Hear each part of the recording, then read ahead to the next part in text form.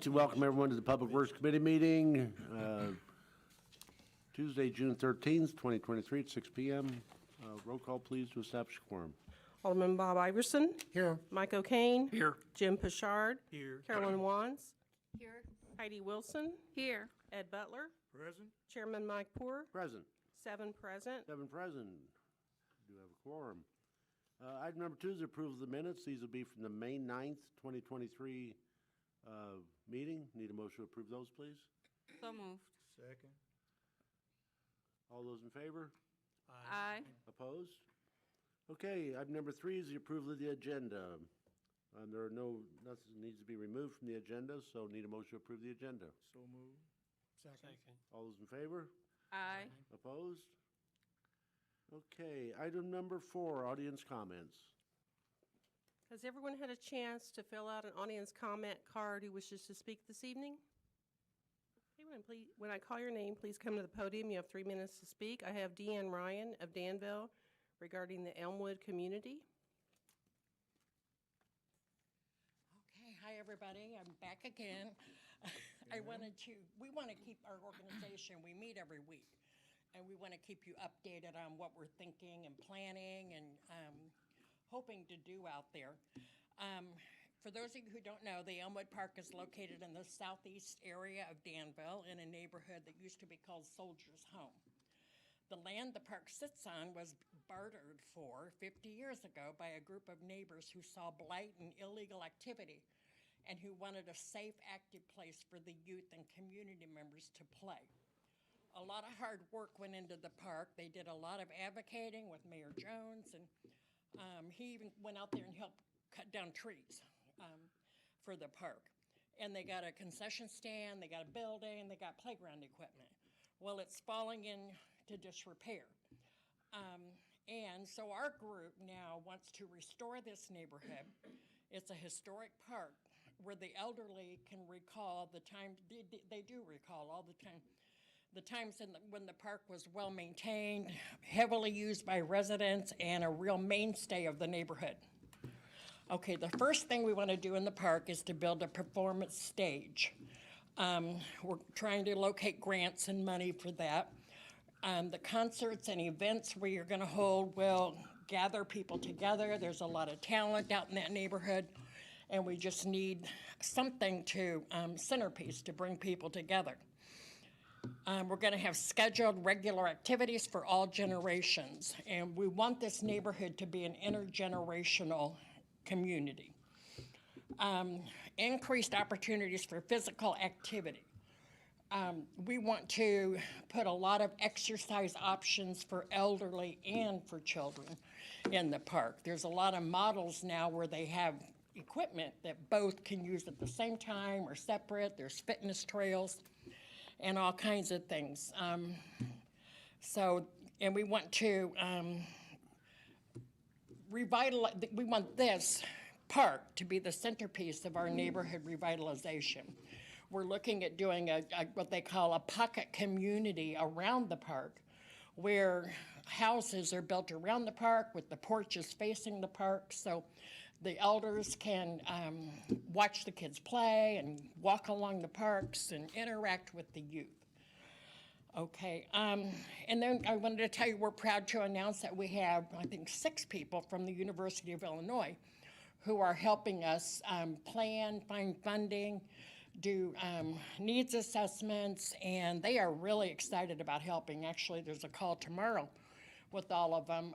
They're from the Cooperative Extension Parks and Recreation, and they're very well researched, and so they're going to help us with that.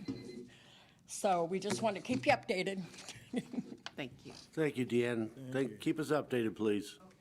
That's all I have, Chairman. Okay. Anyone else wish to address Public Works? Okay, thank you. Item number 4, Chairman's comments. Someone in the audience seems to have, what I do? Oh, number 5? Yeah, number 5. Someone maybe has a birthday today. Nobody I know. It is Lisa Monson's birthday. Happy birthday, Lisa. Thank I you. won't tell you how many. It's still, 49 it's 29, 49 whole. yeah. So happy birthday, Lisa. Thank you so much. Okay, moving, Bring cake? did she bring cake? Did Ricky No. make cake? Didn't, unfortunately, Alderwoman. He makes really good strawberry cake, too. Yeah. That be strawberry cake is to die for. Okay, moving on to item number 6. Approval of the payrolls, these will be from June 9th. I need a motion to put those on the table, please. So moved. Second. Okay, questions on the payrolls? Seeing none, roll call, please. Vice Chairman Iverson, Yes. Alderman O'Kane, Yes. Pashard, Yes. Wands, Yes. Wilson, Yes. Butler, Yes. Hoare, Yes. 7 yes. 7 yes, thank you. Item number 7 is approval of the vouchers payable. These will be from June 13th, 2023. Need a motion to put those on the table, please? So moved. Second. All right, questions on the payables? Okay, seeing none, roll call, please. Alderman O'Kane, Yes. Pashard, Yes. Wands, Yes. Wilson, Yes. Butler, Yes. Iverson, Yes. Hoare, Yes. 7 yes. 7 yes, thank you. Moving on to item number 8, public transportation, Director Beeth, items of information. I tried as I might to think of something to put on the agenda, but it's probably better that I didn't because I'm going to yield my time to Sam tonight. Since he is- But one thing I do want to share with you, and I told the mayor I didn't know if I'd share this yet or not, but I put in my 6-month notice with the mayor last week, so I'll be retiring December 12th. No. And you'll be grooming someone? Pardon me? You'll be grooming someone? Right. We're not happy. We do not accept that. You're not old enough to retire. Oh, yes, I am. We appreciate all the incredible work that you've done for the city over the last 21 years, and we're excited for you personally, but very sad for us, both personally and professionally. So now that she has made that announcement, my hope is that we will be able to hire someone at least 2 months prior to her departure so that that person can work with her and be trained in succession. So probably within 2 months, that advertisement will go out. We'll leave it out for 3 weeks to a month and then schedule interviews, so. You will be missed. Yes, very much. And we will, I can come and sit out there if you'd yeah, like. okay.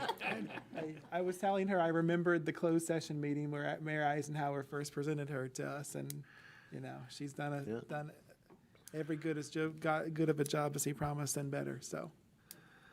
And we will have cake. All right, thank you, Lisa. Moving on to item number 9, Public Works, Director Carpenter. If there's no objection, I'd like to take 9A, B, and C together. Those are all budget amendments for Harrison Park. 9A is a resolution authorizing a budget amendment to the fiscal year 23-24 Harrison Park Golf Course 400 other contractual service budget for irrigation design and consulting services. B, authorizing a budget amendment to the fiscal year 23-24 Harrison Park Golf Course 400 merchandise for resale budget. And C, authorizing a budget amendment to the fiscal year 2023-24 Harrison Park Golf Course 400 other contractual services budget for the course entrance road. Need a motion to put those on the table, please. So moved. Second. Okay. Carl? Okay, thank you.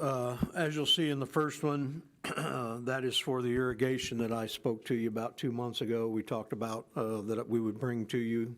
We waited till the new fiscal year.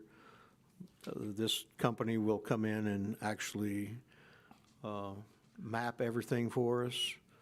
When this was put in back in 2002, the company that did it pretty quickly. A lot of problems with it over the years. I was down there for 4 years, and we had a lot of problems when I was still down there with it, brand new.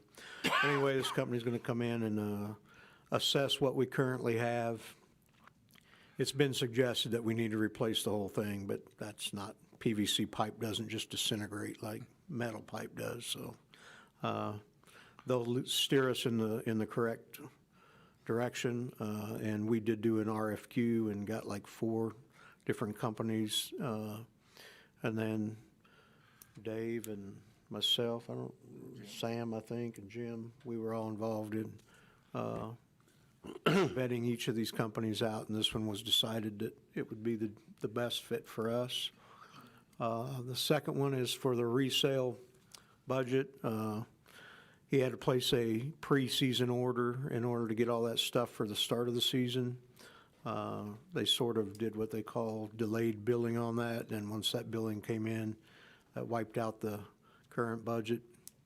We're monitoring everything in the last 2 years so that we know going into next year's budget what we should budget for it instead of coming back and doing this. But we feel that $10,000 will get him back through the rest of the year as well. And he is selling everything he buys at a very quick pace, to be honest with you.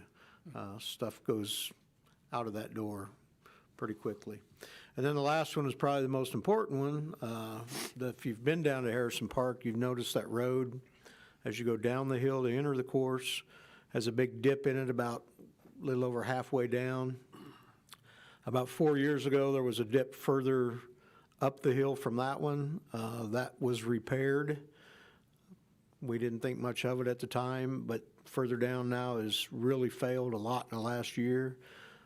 When we noticed it beginning to fail, some exploratory was done down there by us, and they found out that the bank of the river had actually slid down, resulting in the actual road underneath giving out as well. It hasn't moved any probably within the last 2 months. I go down there every week just to check. But it is a pretty severe dip, so they will test it and find out what we need to do to conserve that road, because we do need to do something so we don't lose that road fairly soon. So that's those 3 resolutions. Questions? Anybody? What would they do, Carl, like on that road? They drive pilings or? Yeah, if it gets to that point and they find out, yeah, they'll drive pilings down lower. They'll have to do some fill. They'll have to pull part of that road up, refill that area, and then repave it as well. Alderman O'Kane. Are there any of those old pilings from that old bridge that used to be down there? About the same as the clubhouse.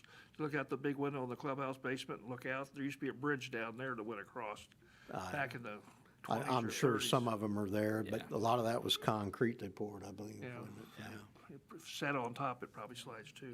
But they're, like us, Mike, they're old and rusty, so. They didn't have metal back then. Okay. Roll call, please.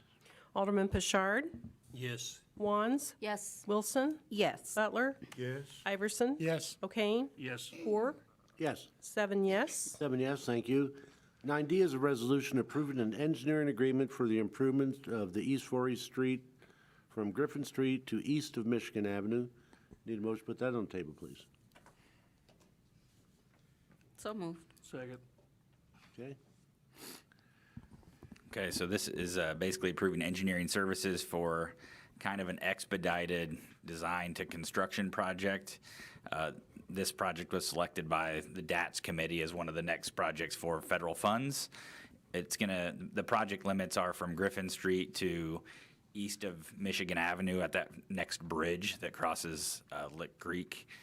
Basically, we're gonna look at doing concrete patching there, crack sealing of all the joints and everything once it's done, restriping, and then diamond grinding the entire surface so that it restores the ride there, a little bit better than what's there today. So that's our rough plan before we actually start the detailed design. So this agreement's with Hutchison Engineering, who we've worked with on numerous other projects to date. So, Okay. and I don't think I put in there, it's the agreement's for $70,000 in this case. So. Alderman O'Kane.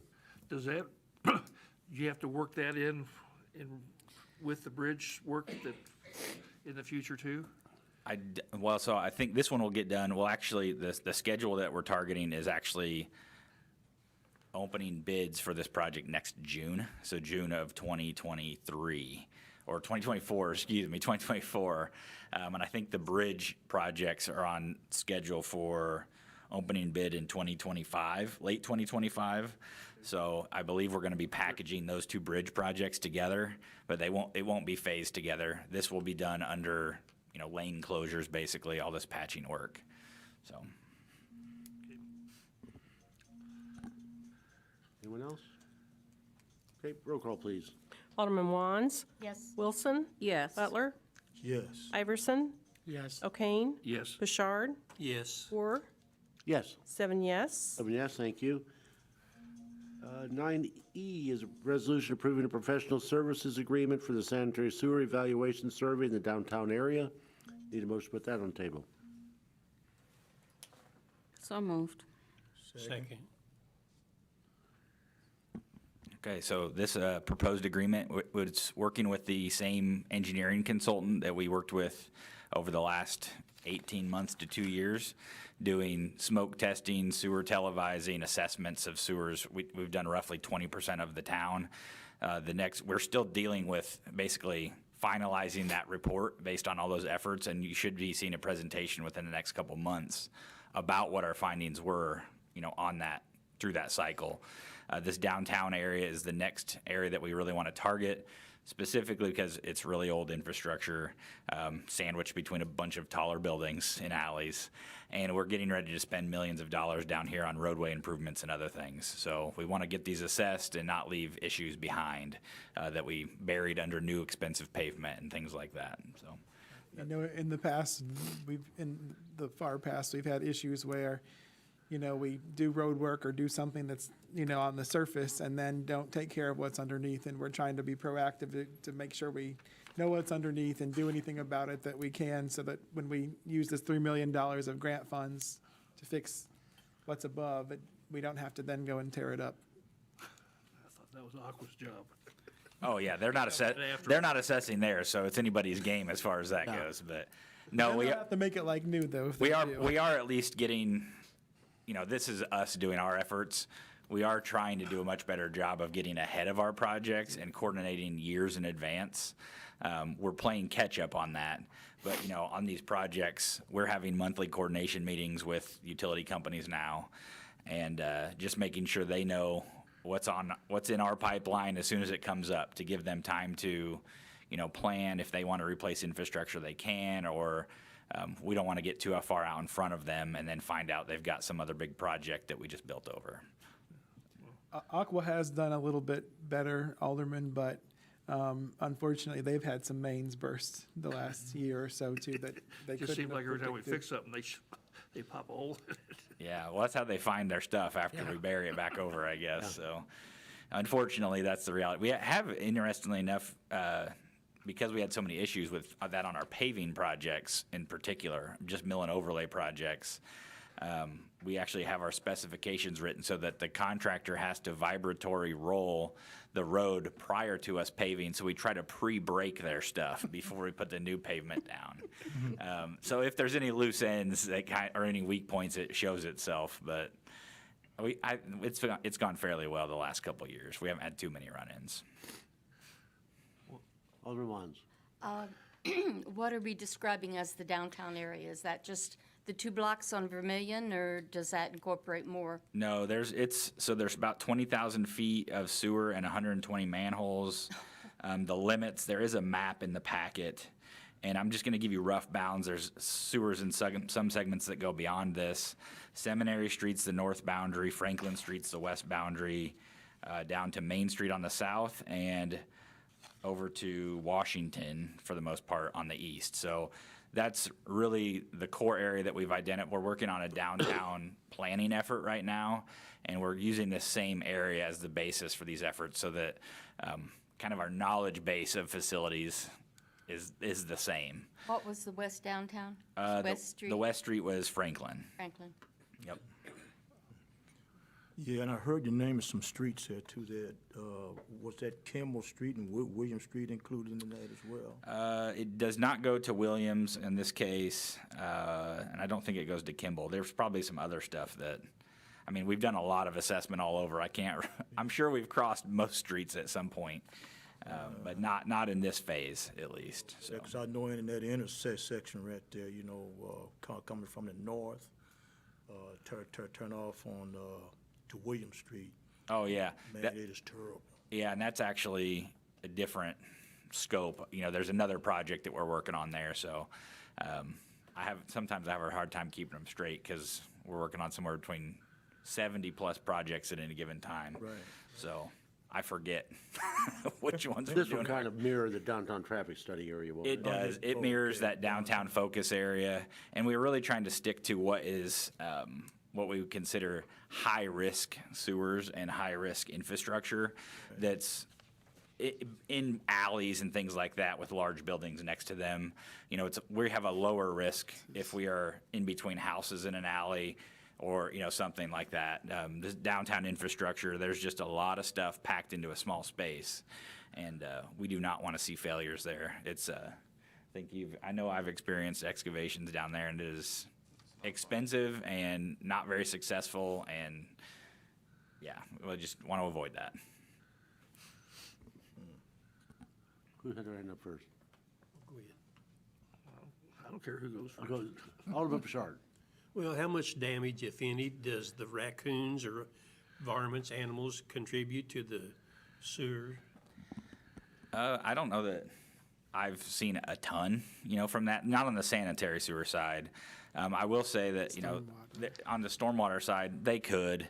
To be honest, I think our biggest culprits on damages are grass clippings and leaves and garbage. And just stuff that if basic maintenance is done and things are kept out of roadways and disposed of, we would have way fewer problems. And a lot of it's just age of infrastructure. You know, you've got joints that start leaking and then water flows through those and soil goes with it and we get collapses. There are, in particular, we know of at least one location downtown where we have a combined sewer situation where the stormwater is connected to the sanitary sewer. And we need to mitigate. Those are situations that cause problems for lots of people because our sanitary system was not designed to handle the amount of water generated in a storm vastly exceeds what a sanitary sewer can handle. So, and what our storm sewers can handle in some cases. So that's why we really want to do this project and focus particularly on those those low-hanging fruit items that we can make a lot of impact on our system by doing these assessments. And this area being as old as it is more likely than others to have that type of issue. If you walk behind Temple Plaza, you will smell sometimes where they intersect. And then, you know, as we have so many community events there, it's a big problem. But the other thing, as Sam said, though, is the age of it. A lot of that infrastructure is older than Sam and I combined. So for those of you who don't know, that's more than 80 years. So It's probably older than Carl and Lisa Monson combined.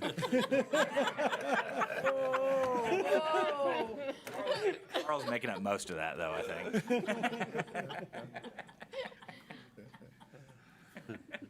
Glad I wasn't included. I thought he was coming for me. No. you had to get the birthday girl, I guess. I bet it's older than that, really. Oh, yeah, it's Over 120, 150 years It old. is. These systems are as old as what the downtown is. And, you know, Of it is on top, literally still clay pipe. literally, if you could picture, like Temple Plaza is a perfect example. You've got you have a 12-foot wide alley or a 16-foot wide alley, and there's a sanitary sewer that's probably 12 to 15 feet deep in the ground with the storm sewer that's on top of it, you know, and then on top of that is ancient AT&T duct banks that serve the internet and the phone lines from Danville to Hoopston, you know, there. And then Ameren's got overhead power, you know, with transformers and stuff overhead hanging out over this, hooked to buildings. It's very problematic. I mean, you could spend $1 million a block probably if you really wanted to dig it all up. So spending a little bit to prevent that happening is the direction that we're going, and we're making the right steps there. So,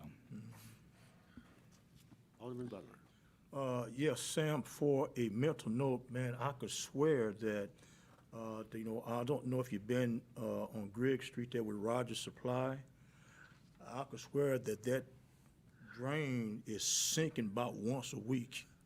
You know, I go by there and turn, and, I mean, it's really, really low there, so kind of make that a mental thought there, one day swing through there. That's operations, and we'll take a look at that. Oh, yeah, right, they're still operational, but man, it's, Take a look at it. yeah. Alderman O'Kane, I think you were. Didn't we get a grant to redo some of this alley out here? Will that be done after this? Yeah, so the grant, we did get a grant for $3 million to basically replace sidewalks and roads, and the alley, in particular, the alley where this combined sewer issue is behind Temple Plaza is scheduled for replacement and reconstruction and drainage improvements to resolve that issue.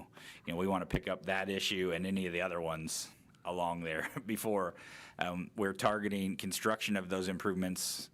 We're targeting in 2024, probably second half of 2024, maybe into 2025. And we want to make sure that we have these assessments done and can get any, you know, so that's, we're trying to, we're pushing it a That's little the bit. planning, Yeah, well, the plan is to have this done this year and then have the first half of next year to get any spots that we have to dig up done, spots that we need to line, that aren't failing, we can program into a lining program coming up and get that done over a couple-year period. Sam, can you just roughly remind folks of the difference between lining versus, like, the cost difference between And lining versus new? So if we're talking the pipe itself, and granted, when we started talking this, costs have gone through the roof on all of this stuff. Generally, the cost to dig up a sewer versus line a sewer, it's probably about 20 to 25% of the cost to line it versus dig it up.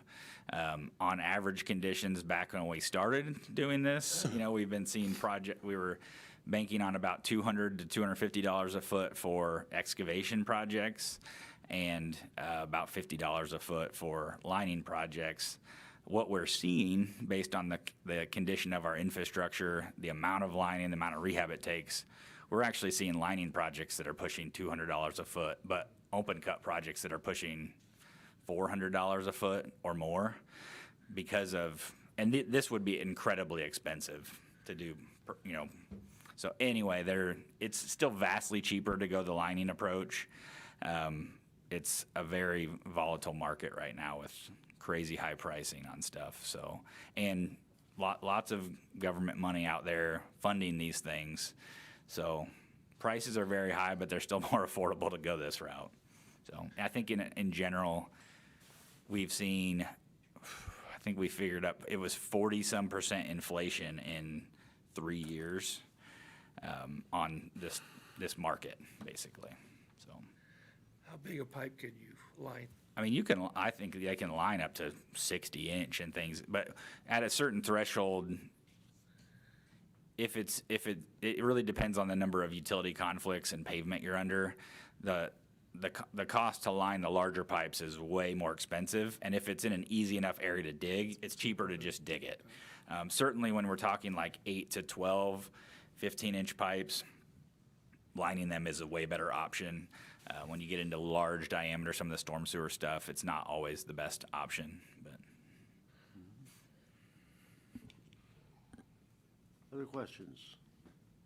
Okay, roll call, please. Alderman Wilson, Yes. Butler, Yes. Iverson, Yes. O'Kane, Yes. Bouchard, Yes. Wands, 4, Yes. 7 yes. Yes, thank you. 9F is a resolution approving a professional services agreement for the Ellswood Park Lift Station design. Need a motion to put that on the table, please. So move. Second. Okay, that thing's been in trouble forever, hasn't it? it has been. It's been our trouble for a few years, and I think it's nearly 60 years old, if I remember right. This pump station, estimated life of a sanitary station that you plan for is about 30 years. So the citizens of Danville have gotten their money's worth out of this thing, and we need to plan to replace it. We have done a preliminary study to look at options as far as, you know, how big does it need to be, where does it need to be, are there optimization strategies that we can take with this, and we've gone through that process and arrived at here's our best option. So this agreement is for the design services of the final option, and then we would go to construction following this phase.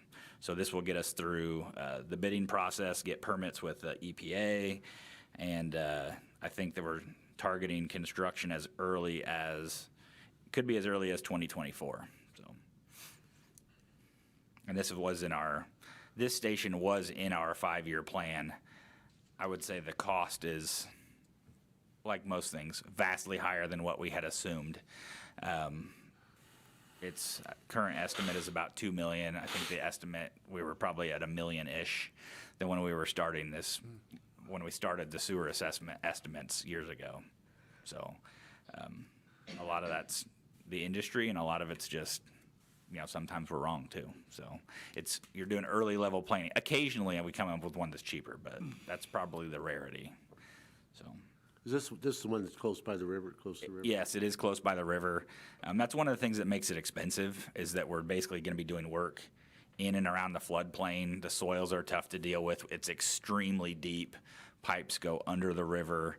It's just it is a cumbersome one to do. We would actually be looking at adding emergency power backup and modernizing. Right now, when we have rain events, this pump station runs around the clock for, I don't know, days, a week, long time.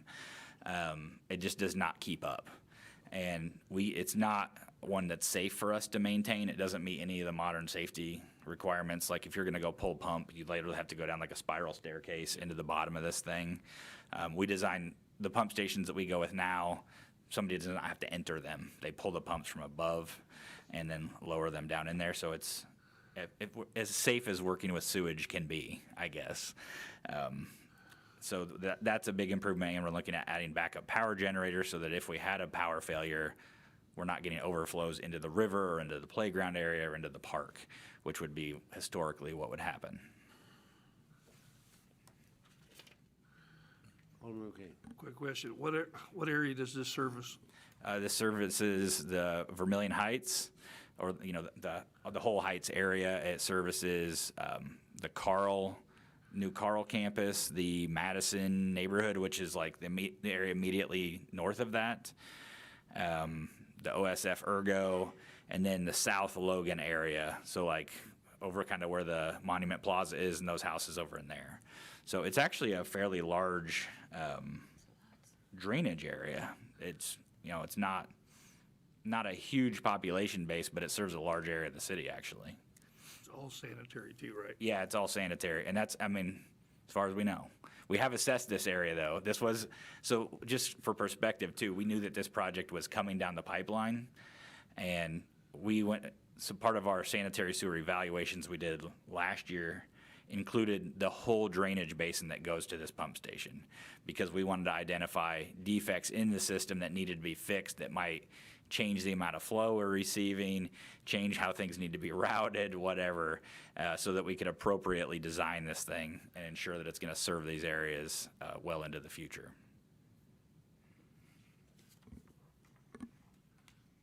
Anyone else? Okay, roll call please on 9F. Alderman Butler, Yes. Iverson, Yes. O'Kane, Yes. Bouchard, Yes. Wands. Yes. Wilson. Yes. 4, Yes. 7 yes. 7 yes, thank you.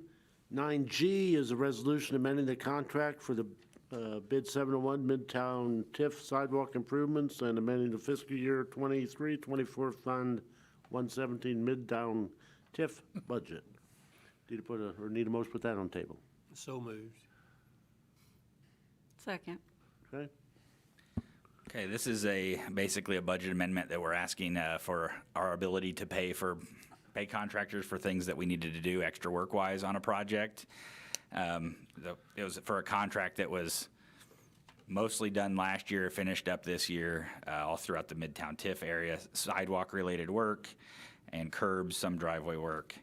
Ultimately, we found numerous spots that there were unknown conditions. For example, we dig out a sidewalk to replace a sidewalk, and there's another old sidewalk buried beneath it. Just the oddball stuff that you find. There's no base material under sidewalks, so we have to use more base material, things like that. And in general, that's what we found. What we're finding on most of these miscellaneous concrete projects, we always end up running into stuff we don't anticipate. And we're trying to find the balance between building enough contingency in and not being overly conservative. So here we are, asking for your blessing to finish paying the contractor. The good news is that our team now has processes in place to make sure this kind of stuff doesn't happen, so that in 40 or 50 years, when people other than us are sitting around this dais, that they're not paying the price for it, for people not doing work properly. Okay, questions? Roll call, please. Vice Chairman Iverson, Yes. Alderman O'Kane, Yes. Bouchard, Yes. Wands, Yes. Wilson, Yes. Butler, Yes. Orr, Yes. 7 yes. 7 yes, thank you. 9H is a resolution approving a letter of understanding for improvements to the I-74 over Griffin Street. Need a motion to put that on the table. So moved. Second. Okay, so here we're basically giving IDOT our blessing, saying that you can do the work within our city limits. They are going to be replacing the bridge carrying I-74 over Griffin Street. To do that project, they need to close Griffin Street below that, reroute traffic. That they're going to do some minor improvements to Griffin Street because they expect to do some damage to it during the work. So they're going to repave it, add some gutters, things like that, which we will be responsible for maintaining once the project is complete. We already maintain that section of road, but ultimately this is just dotting the i's and crossing the t's so that everybody's agreeing to the appropriate terms. And this is at no cost to us. Alderman Wilson. What portions of Griffin are going to be closed? Just like, Picture it basically south of Texas. So it would be, so like to Perrysville Road? Texas to Paris. yeah, I think you're basically looking at Texas. They'll probably close it primarily at the bridge. They'll allow access to the local residents there, but it will be a dead end, effectively for the duration of construction. So local traffic only? Correct. Okay, Yep. thank you. Alderman O'Kane. You think Texas will stay open? I do, yes. Okay, and then there's two burnt trailers right there. Is that part of the project? I mean, I try to talk them into stuff all the time. Yeah, they, Tired of looking at this. I got them to bite on a few things, but I don't think that's gonna be one of them. And then there's some kind of sewer line, if I remember right, that parallels Stony Creek. Yes, Is that part of this project, or is that later on? that sewer line is not part of this project. It'll basically remain in place, through there. This is, Is there a bridge over Stony Creek there too, or stuff? like a pipe bridge. Yeah. Or, Is that what it is? well, the state has their own bridge over Stony Creek as well, which I believe that's a separate structure than this one. So That's not part of this, it's not, no. I mean, it wouldn't affect the road work, or Griffin Street, but, Right. Yep. there's a lot of bridge there. There is. Yeah, we think our budgets are high. Imagine if we were doing that. That's a lot of money. Alderman Butler. Yeah, I got one question here, Jess. You said that it won't be a cost to us, and do you not see here where we got responsible for utilities location, relocate? I mean, is that a expense, or is that just something that we do? Let me look at that agreement.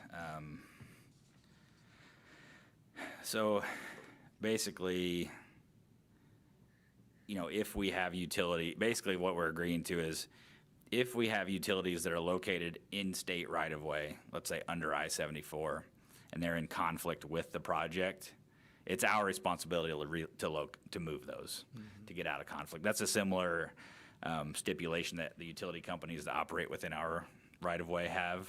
So that would be as an expense to us based on the proposed project, and we have seen plans and reviewed them. We're not anticipating relocating anything or having conflicts with them of that nature. So we don't foresee a cost, in relocating them at this point.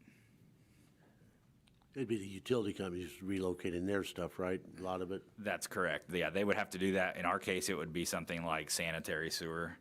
If we had sanitary sewer that passed under, in the vicinity of this bridge and was in conflict, they've not expressed that we have anything, to that. And none of our reviews of the plans have indicated that, we need to be concerned about that at this point. Yeah, because I just saw that part that if required, Yeah. there'd be no expense to the state. Right, So yes. that means it's gonna be a expense to us. Right. They're covering their, Yeah, Yeah, and that's the way, basically, we have to get, to cross their right of way, we have to get a permit from them. Right. And that's the terms of all those permits, that exist at that point. So, yeah, that's a good catch there, though. Yeah, Yeah. I called it, man. I called it. Yep. okay, other, Vice Whatever. Chairman. Yeah, Bob. This is not this bridge, but it got me thinking about the bridges there. The bridge that's Perrysville Road and becomes Bowman, I guess, as it goes over 74, that's crappy shape. Yeah, it's just like, yeah. It's not his end of town, he's not down that way. No, the state is actively working on a project to deal with that bridge. They're actually looking at the feasibility of eliminating that bridge and doing some combination of things with Bowman Avenue and some reconfiguration of that. We have not seen. That would be interesting. Yeah, so I think we have an idea of what they're working towards, but it's all conceptual at this point. They've just engaged a consultant to start the formal design process, so we'll start to see that unfold here in the next probably year. Hopefully we'll get they will have public meetings and things like that also for a project of that nature that people will have the opportunity to attend and comment on. But I do believe they'll have they're going to have to be creative and have limited options of ways to make that all work. When they approached us about that, they said, well, what do you think about eliminating that bridge? And I basically said, hey, if you can make it work, and I was in your shoes, I'd be trying to find a way to eliminate it too, because there are not enough cars that go across that multiple years ago, they were projecting, I think, $4 or $5 million to replace that.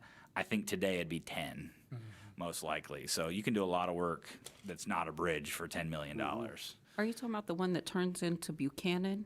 Yes. Okay, Yes. because you said Bowman, I'm like, Yeah. I thought they just Yeah, did Bowman. basically, if you block Perrysville, you've got to reroute some Buchanan traffic and get it. They've got to consolidate a few things over there. Shortcut through the cemetery, Mike. I know, I use that road about 4 or 5 times a day. Yeah. No, I think you're safe on the cemetery one at least. So, No, I take Perry.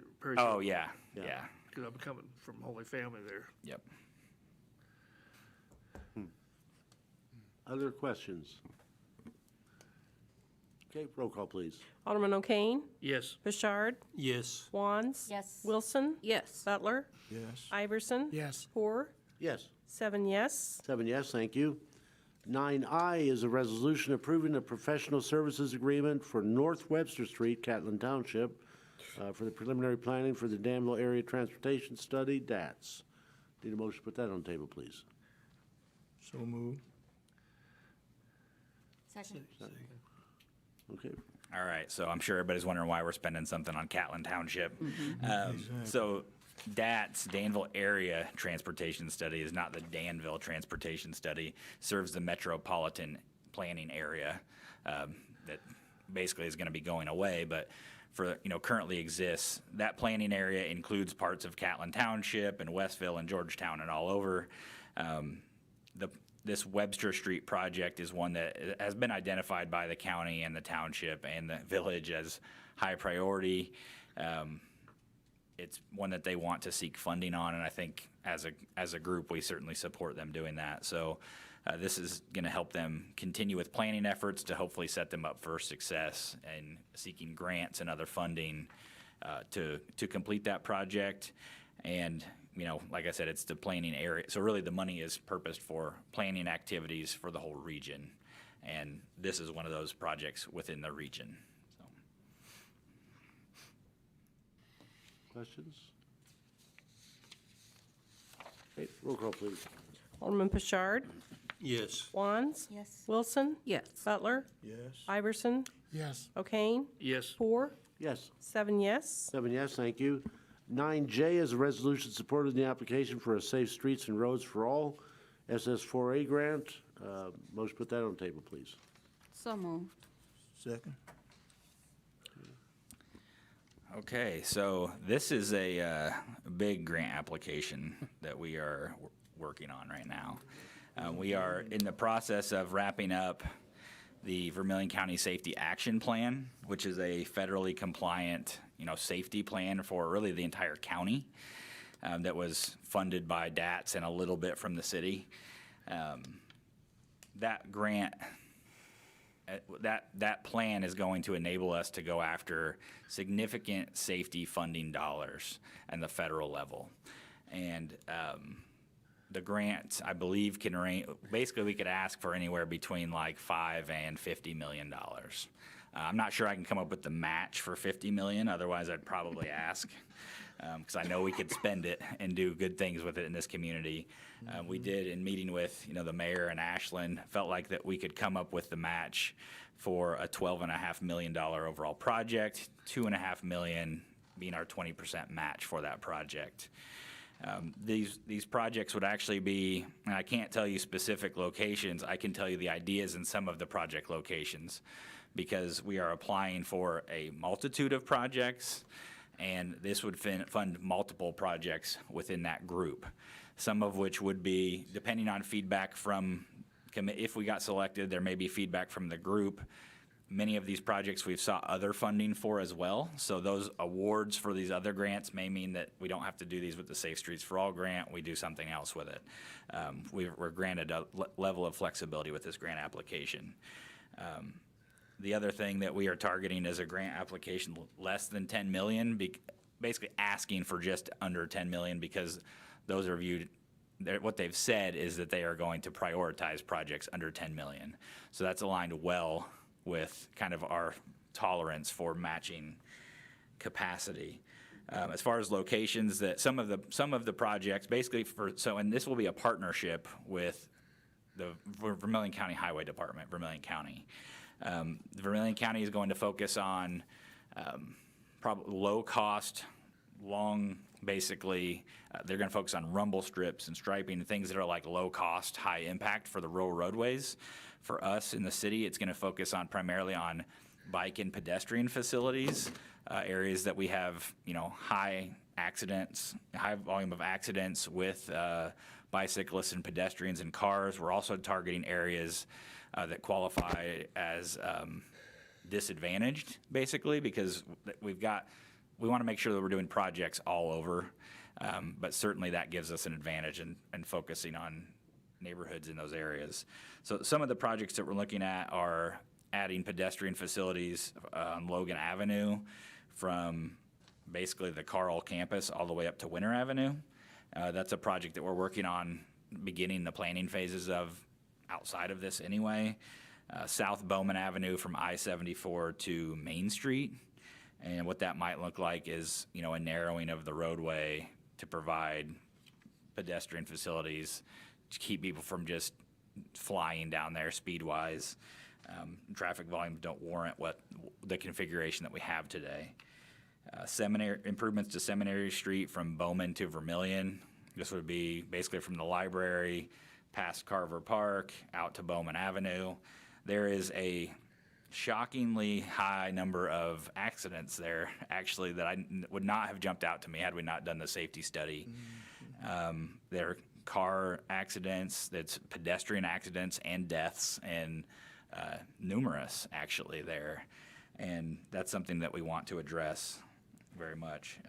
We're going to be looking at Jackson Street from Voorhees to Winter Avenue as a potential project. That would be, continuing pedestrian facilities north along Northridge up to Edison School, tying in with Winter, and then Winter Avenue from Vermilion to Monterey. That would basically allow us to loop shared use paths or bike and pedestrian facilities into the Winter Avenue shared use path, past the schools, creating a network in that area.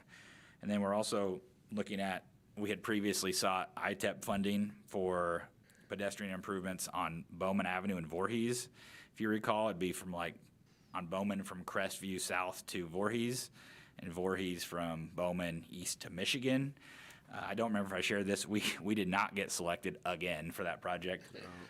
We missed it by 2 projects, and had the second highest community score of the entire group of like 210 projects or something like that. So we were right on the cusp. We're going to keep fighting on that one and feel good about it next time. So the other thing so one of the reasons we're taking this approach too is that in addition to the Safe Streets for All grant opportunity, these same projects qualify for numerous other grants. And the efforts that we put into this are going to set us up well to keep seeking funding on all of these projects and continue to pursue this vision of a Danville where you can actually walk safely and, not be at risk of getting hit by a car or, something like that when you're trying to, basically get around town. And I have been just a data point to share. This has been, and I know Lisa can attest to this, I've been very intrigued by, we have a very large percentage of people that don't utilize cars. Roughly 20% of our population does not have a single car in their household, per census data. And there are large areas of town where upwards of even 50% of households in a neighborhood do not have a car. So we have taken historically, the United States has had an extremely car-centric design approach, and these efforts are, help us not just promote the ability to do that. Some people don't, you can choose to do that. Some people have to do that. It's going to promote health and safety of people that choose to go out and exercise and just promote better quality of life. So that's really I guess, in a nutshell, that's what we're applying for. And losing our DATS designation will not, or our metropolitan designation will not affect It's it. already budgeted. Yeah, Okay. so it would not affect this. So the city of Danville is actually going to be the applicant on this entity. What's been great, so we've kind of, we've all known DATS has been going up because of our population loss. We knew DATS was likely going to go away, and we have been plowing money into studies that are very constructive for not just the city of Danville, but for the other agencies. We hope for the other agencies as well, that will set us all up for success and to be competitive on grants, activities, and planning that we're going forward with. And I'd like to think we've extracted a lot of good out of this in the last couple of years, and hopefully this is, this is one more thing that we can say that we, achieved out of that. So, and this does set us up. This is actually a brand new, this program, this is the second year that it's ever existed. This was a new grant opportunity created by the infrastructure bill, whenever that passed 2 years ago or so. The vast majority of cities nationwide do not have plans that are compliant with this. There were only, I think, 2 or 3 in the whole state of Illinois that applied for implementation grants last year, meaning we want to do projects. Most were applying for planning dollars. DATS was in the position to say, let's expedite this process. Let's not wait on a grant to do the planning. Let's put ourselves in a position to go get the implementation dollars, because that's where the real impact is had. So we did that, and we're following through on that goal, I guess, of our DATS technical committee to see this come to fruition. Can I just add that Sam had the foresight to think about getting someone to help us with this action plan that we put together, and therefore we could apply for grants such as this and many more, because every grant that we looked at required a safety plan of some sort. So kudos to Sam. He's done a tremendous job leading the DATS group, because he has such a vision and he thinks ahead, and it's made it, things like this have come, opportunities like that have come our way. So I can't guarantee. Way to go, Well, thank you, Sam. Lisa. Kudos. Now we got to say, show me the money. That's where it's at next, right? Yeah. All the money trail. Alderman Butler. Y'all got just one question. Hey, Sam, I applaud you, man, that you know for what you're doing. And you're on a roll right now. I'm leaving one for Dave. Oh, okay. Yeah, can you explain that to me, that I'm trying to understand that to a 20% match, Yeah. the amount? Yeah, so this is pretty typical of most federal grants, is that, and it's, I guess sometimes it varies, but if you took the overall project, let's say we want to do $12.5 million worth of projects, we have to provide local funds to cover 20% of that cost. We can seek funding for 80% of the project cost. But if we can't provide 20, we can't have any, you know, and that's one of the things that it's very important for us to keep moving projects forward, making those initial investments, risking the 20% to get the 80. And, you know, these efforts, this is not a cheap, you know, this Vermilion County Safety Action Plan is a $250,000 effort, but it's going to pay dividends in many other ways besides just grants too. But I applaud you all too for helping staying committed to moving these projects forward and allowing us to be in a position to continue to seek this funding, because then we're multiplying our local dollars.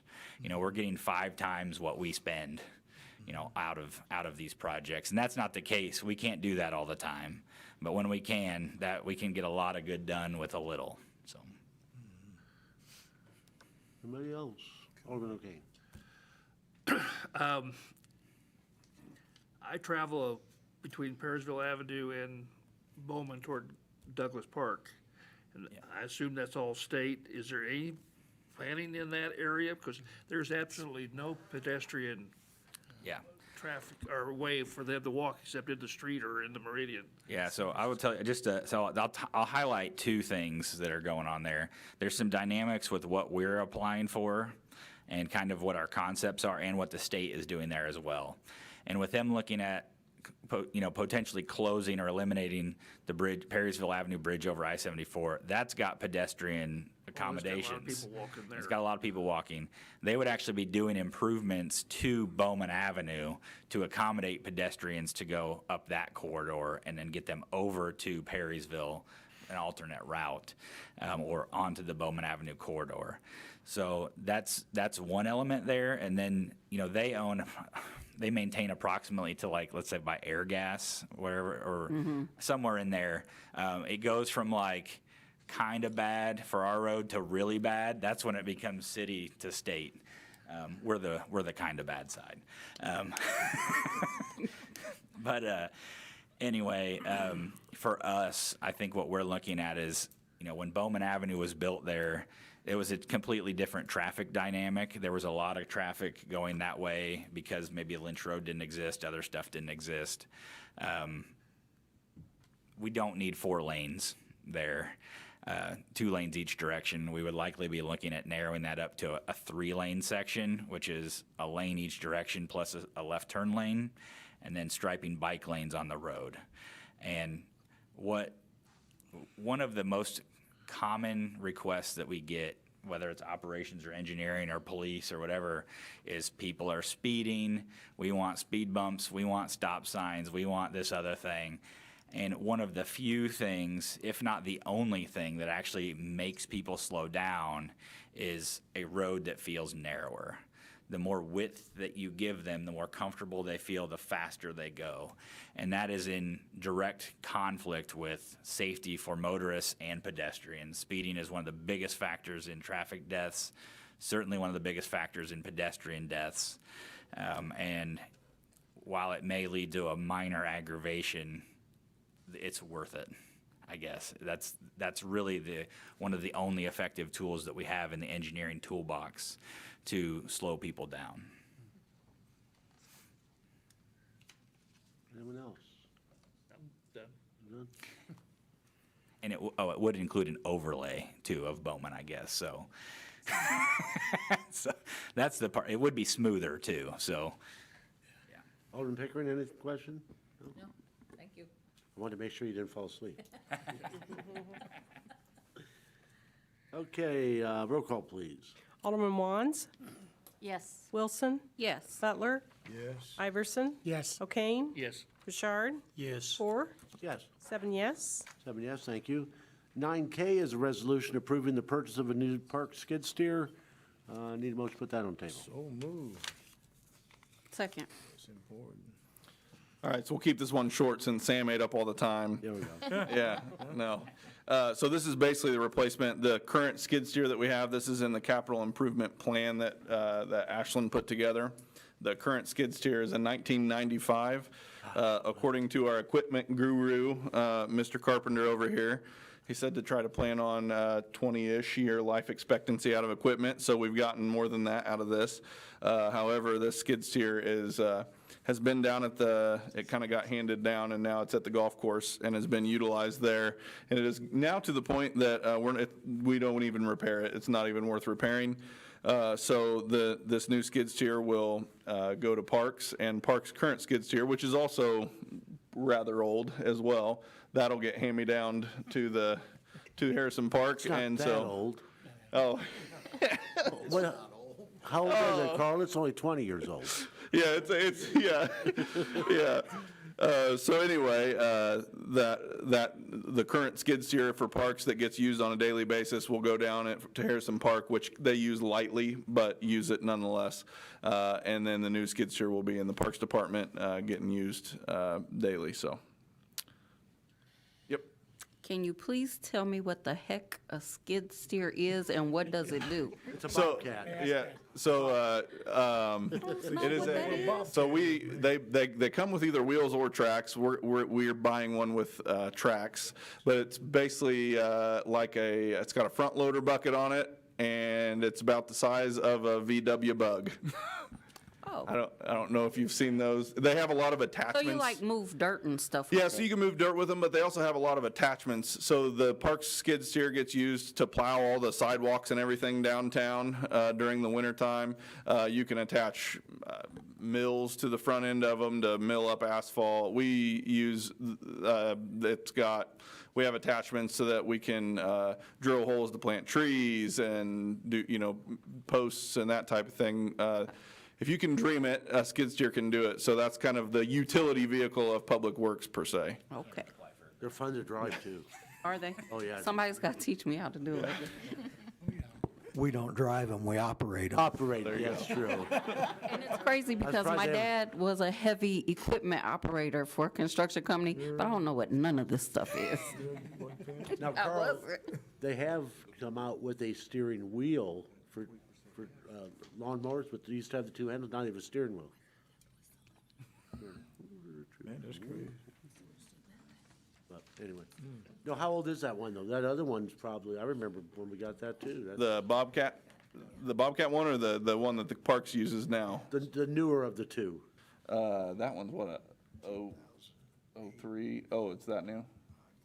Oh, okay, he says 08. I think it's older, but we're going off memory here, so. 15 years old. That's still a baby.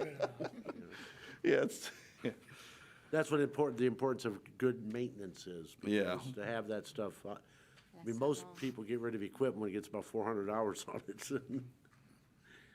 Yeah. Alderman Butler. Are you gonna get it local?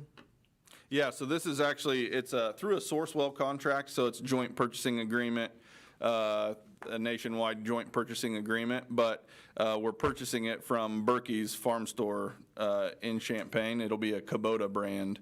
The current one is a Caterpillar, and both of those are, the stores for both of those are in Champaign. So the Berkey's is, we have a few things that they service for us, but they're great for servicing equipment and all that stuff. And when we have issues with it, they're just right there. So, yeah, it's good to have local service like that. Yeah, okay, that Kubota, that's probably about top of the line, isn't it, beside the Bobcat? Yeah, so we went ahead and priced out a Caterpillar and a Kubota, and the Kubota was actually like $15,000 cheaper for a very similar machine. And they brought over a demo piece of equipment just so we could kind of check it out, and the mechanics looked at everything, and actually, it sounded like you were the same way, they like the Kubota setup a lot better than the Cat. So we're gonna go with Kubota. And that Sourcewell saved us $20,000 off the purchase price. Okay. That's what the volume, using that was going to be, what, an $80-some thousand piece Yeah. of equipment, so Right, getting it for 60-some is, gotcha. Cat Products has almost priced herself out of business comparing to like a Kubota also. Yeah. Yeah, Kubota's nice. okay. Other questions, comments? Roll call, please. Alderman Wilson, Yes. Butler, Yes. Iverson, Yes. O'Kane, Yes. Bouchard, Yes. Wands. Yes. Poor, Yes. 7 yes. 7 yes, thank you. Item number 11, items of information. So just wanted to give everyone a heads up, just per the purchasing policy, we need to give you guys a heads up when we have something that happens that's an emergency that's over $20,000. So there was a traffic incident a couple weeks ago at the intersection of Hazel and Main Street, which hit the traffic cabinet. I don't know if anyone's noticed, but we have a ratchet strap holding the cabinet together currently. So we had to call in CSL to rebuild the internals of the cabinet enough to get the light functioning. So it's functioning right now. However, I mean, it's not safe at all. So still in an emergency standpoint, that intersection is a 50-50. We split it with IDOT, so 2 sections of it are IDOT roads and 2 are ours. So, but we front the money for everything and then submit for reimbursement there. In addition to that, we go through insurance as well. It sounds like neither one of the drivers had insurance, according to Ms. Corson. So because of that, we go through our insurance, so we'll have deductibles. But anyway, wanted to make sure you guys knew that it's expected the overall cost for the repairs, materials and all should be about $30,000 to CSL for that. And that's all that kind of is instructed by IDOT, how we get it, and that's the quickest way we could get it fixed. So the new cabinet, I think, is expected to be here within 2 weeks or so, and then we'll be getting that installed. But just wanted to give everyone a heads up. You'll see a larger sum of money come through for CSL in a PO and expenses that should get reimbursed on the back end, 50% from IDOT, and then also our insurance. Basically, our insurance will pay for everything except for the deductible. So, When people do not have insurance, they cause damage. Do we go after them in any other way? So our insurance goes after them. We pay the deductible. Kathy is still trying to figure out, so apparently we have 2 different types of deductible. If it's a permanent fixture, they consider, I guess is how the verbiage goes. We have a $10,000 deductible, but if it's a movable fixture, our deductible is $5,000. So Kathy's really trying to push the fact that we can unbolt it and move it. So I don't. I will say, Ms. Corson is very good about getting every penny she can get. So It's wireless. yeah, Wireless. yeah. Got moved, right? I'm assuming these vehicles didn't have license plates either, since you're required to have insurance to get your license plates. I'm not sure. Driver's license, and, Expired, yeah. yeah, anyway. Yeah. Carl, did you have? Anything else? I don't have anything tonight. I'm falling asleep. It wasn't that bad. Long day, huh, Carl? Long day? Thanks, Carl. I know, I have to order at 5:30 a.m. Seven. There is no need for closed session. Item of information, item 11. Alderman O'Kane.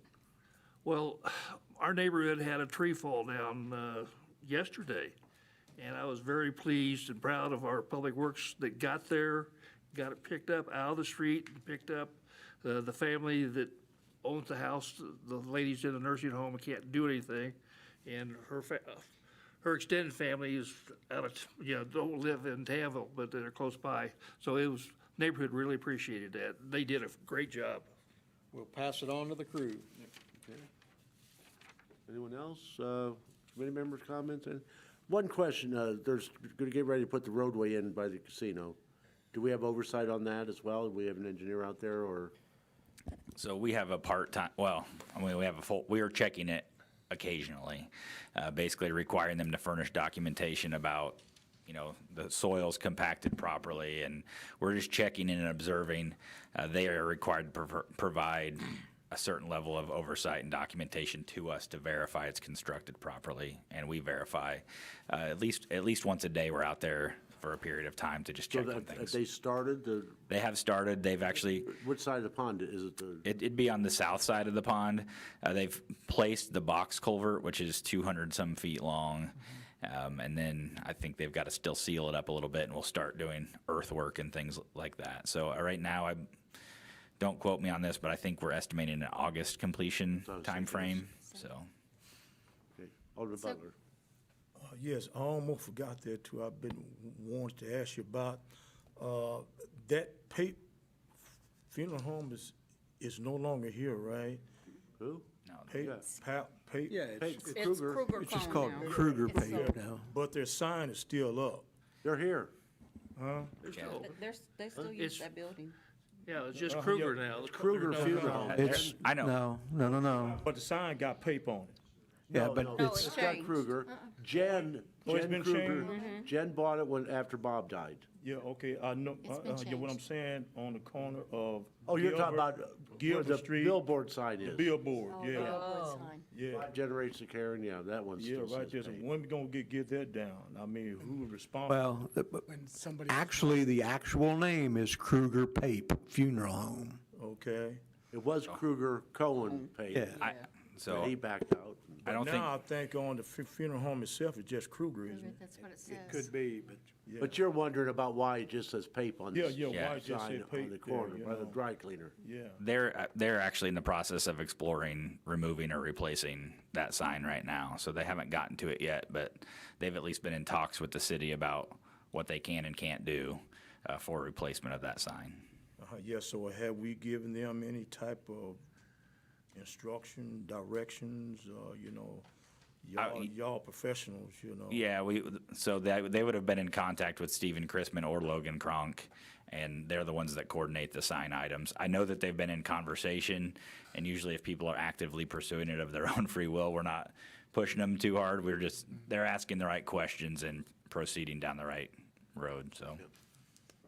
And so whose responsibility will it be to take it down? Them? Well, they're not gonna take it down. They're investigating a different sign. Or different Or sign, different you said. covering, or Gotcha. electronic, or whatever, but they're investigating. Oh, okay. Yeah, Yeah, I was just wondering. Alderman Watts. I'd like to go back to the Casino Road. Sure.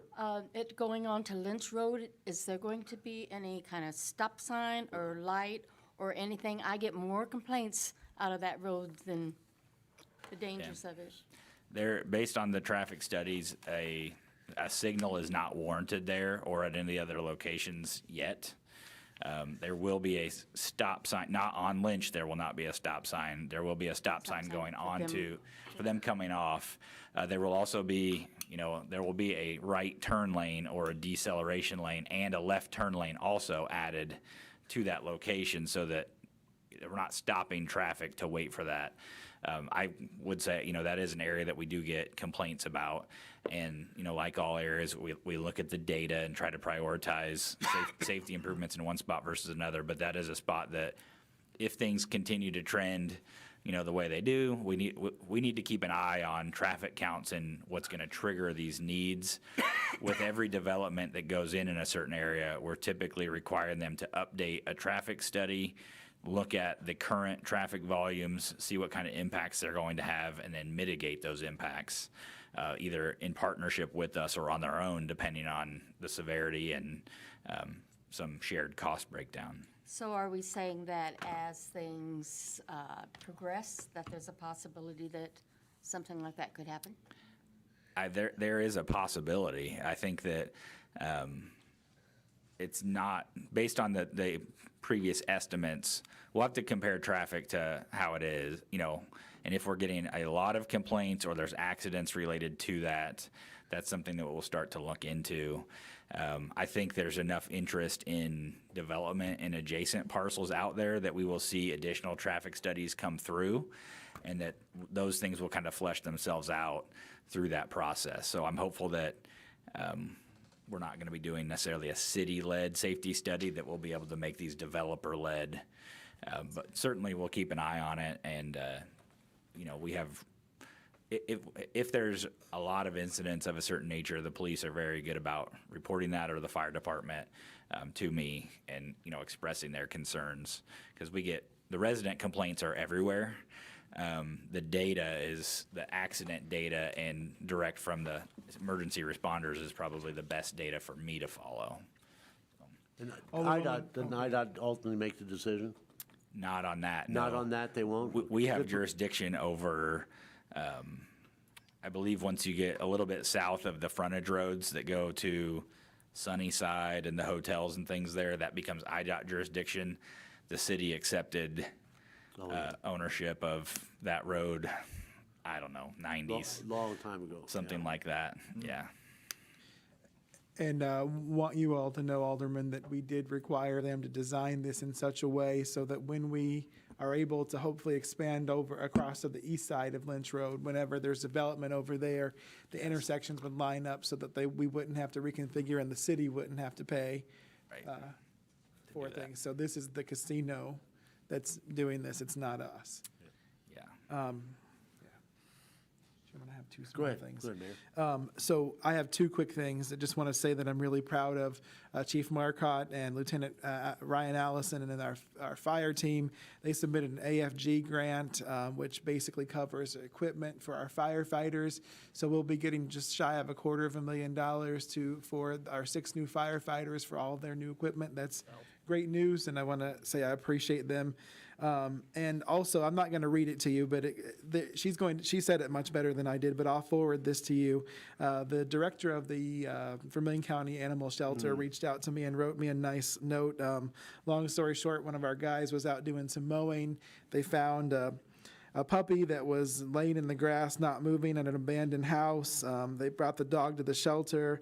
The dog was having seizures, had a temperature of over 104. They were calling the puppy Tink. And basically, they were able to get him to immediate emergency care, and now he's regular and happy and doing well and is about to be adopted out. So they just wanted to thank our Public Works team for helping save literally. I mean, it's a small life and an animal life, but a life What was that nonetheless. letter? I read that letter. Was it? Maybe I forwarded it to you already. We did, we got I it. did, okay. Yeah, we good. I don't know if I So- saw it on Facebook or. But he was ill, did it little puppy dog. All right, anyone else?